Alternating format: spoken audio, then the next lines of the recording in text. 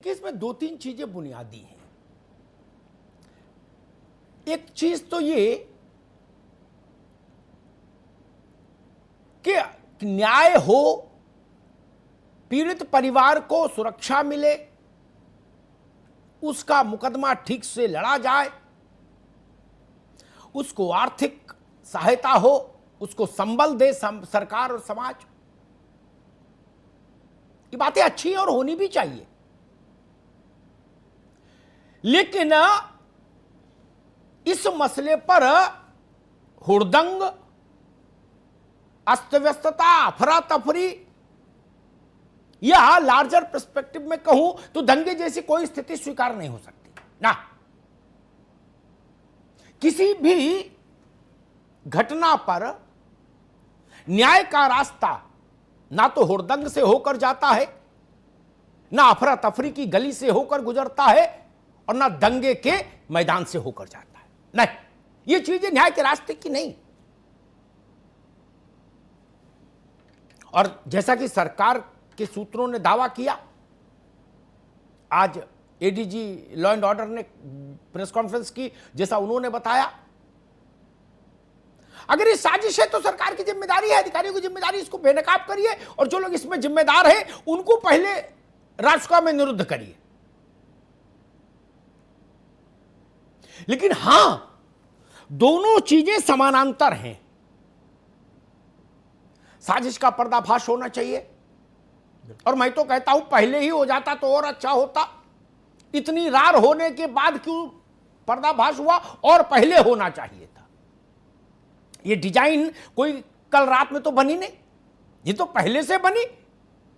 इन्होंने जो भी वेबसाइट बनाई है, जो भी चीजें बनाई, जिनमें ये सारा प्रोटोकॉल लिखा कि चेहरे पर क्रीम मत लगाइए, बाल बांध के जाइए, टाई मत पहनिए, और ये करिए और वो करिए, गीले पानी का कपड़ा मुंह पे रखिए, आदि आदि जितनी चीजें हैं, या फॉरेन फंडिंग है, ये एक दिन की जो उपज तो है नहीं।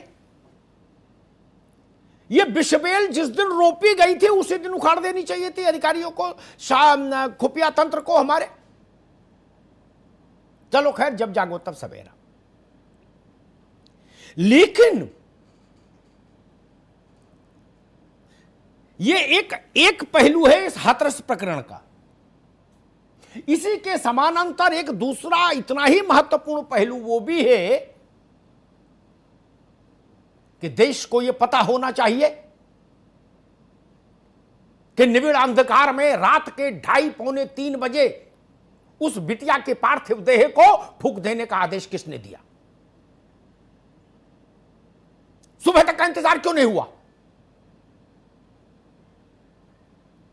आज उस बेटी को के परिवार को 2 सिपाही मिले हैं, बंदूक वाले। यह काम 5-6 दिन पहले हो जाना चाहिए था। ये तो लोकल कप्तान के और कलेक्टर के लेवल का मामला था। शासन को रिपोर्ट भेजते, सैंक्शन हो जाते 2 गार्ड। यह आज शाम को हुआ, यह भी सवाल है। और पीड़ित पक्ष जिस बात से संतुष्ट हो, वही रास्ता न्याय का, वही रास्ता शासन का होना चाहिए, वही रास्ता सरकार का होना चाहिए, और वही रास्ता सारे राजनीतिक दलों का होना चाहिए। मैं एक बुनियादी चीज जानता हूं। एक कोर्ट के साथ मेहमानों के पास जाऊंगा। जैन साहब जानते हैं, जस्टिस कृष्णा अय्यर भारत के बहुत गणमान्य न्यायाधीश रहे सुप्रीम कोर्ट के। योग्यतम न्यायाधीशों में से एक उनकी गणना होती थी। जस्टिस कृष्णा अय्यर ने कहीं लिखा था, कहीं कहा था, मुझे स्मरण आता है कि जो शासन पक्ष है